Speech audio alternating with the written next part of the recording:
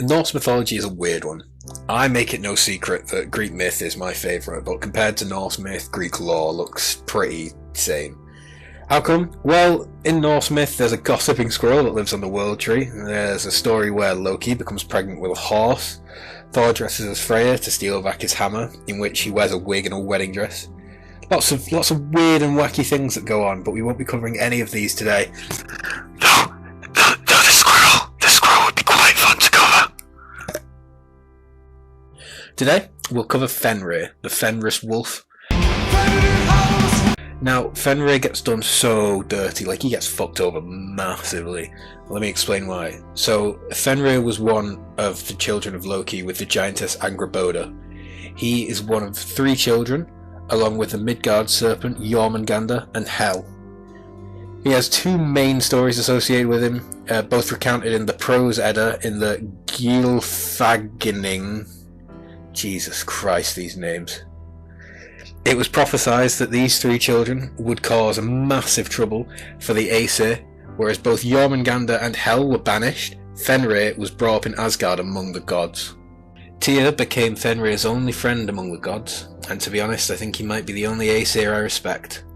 I suppose Baldur's pretty cool too, but Tyr regularly feeds Fenrir and approaches him, and stays with him often.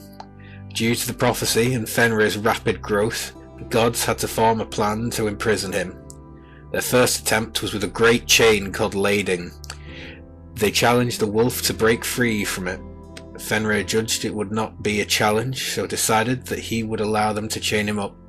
With his first kick, Fenrir broke free. The gods challenged him a second time, this time with a stronger chain called Dromi. The great wolf considered how strong the chain was and how much stronger he had become. My powers have doubled since the last time we met, Count. Good. Twice the pride, double the fall.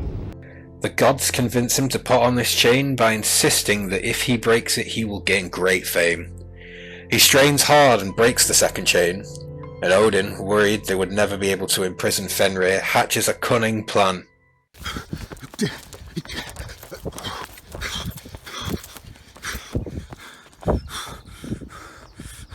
Hey Odin, fuck you! Odin sends Skirnir to the dwarves. The dwarves are told to make a fetter for him. They produce Gleipnir, a smooth silken ribbon made of 6 mythical ingredients. The sound of a cat's footstep, the beard of a woman, the roots of a mountain, the sinews of the bear, the breath of the fish, and the spittle of a bird. The gods fetch Fenrir to a remote island and show him Gleipnir, stating it is much stronger than it appears. Fenrir refuses, saying it is either going to be a trick or easy. The Aesir reply by insisting that if Fenrir could break the earlier chains, he could easily break this one, and if he could not, then they had no reason to fear Fenrir, so they wouldn't need to chain him up. The mighty wolf says that if they question his courage, he will do it, but in good faith one of the gods must show the same courage, and someone should place their hand in his mouth. Silence fills the air till Tyr steps forward and places his right hand in Fenrir's mouth. When Fenrir cannot escape, all the gods laugh. Fenrir, realizing he has been tricked, he bites off the hand of his one and only friend. Fenrir is left here till Ragnarok. There are a great many men in Valhalla, but there will seem only too few when the wolf comes. The earth will shake violently and the binding shall snap, freeing the great wolf. With his eyes and nostrils burning with flames, and during Ragnarok he shall finally exact his revenge on Odin, killing him. Yo, you deserve that. You prick. But his victory does not last long, as Odin's son Vioar grabs his upper jaw with his hands and steps on his lower jaw and rips open his mouth, killing the wolf. I feel Fenrir gets a bad rap, and it upsets me. He's one of my favourite characters in Norse myth, and he doesn't deserve the hand he's dealt. It seems to me that it is a great example of self-fulfilling prophecy. Now, if the prophecy had not been there, they would not have restrained Fenrir, and had they not restrained Fenrir, the prophecy would not have come true. Fenrir has had a great influence on modern pop culture, from Harry Potter, where there is a werewolf named Fenrir.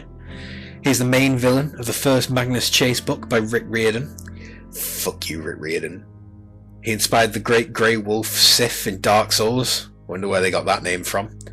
Fenrir also features in The Lion, the Witch and the Wardrobe as the leader of the White Witch's secret police. He also influenced figures like Tolkien and Mass, among others. His most recent adaptations were in the movie Thor Ragnarok, where he is a minion of Hela and he fights the Hulk, and most recently in a Danish film called Valhalla. I really love Fenrir, and it upsets me how he's treated. Whereas the Norse saw his story as a defense against evil, as does most of modern pop culture, I on the other hand see a tragedy. Fenrir deserved better. Anyway, I hope you guys enjoyed the video, and I'm looking forward to seeing you guys next week. Remember to like and subscribe, maybe even leave a comment if you want, and I will see you next time, babies.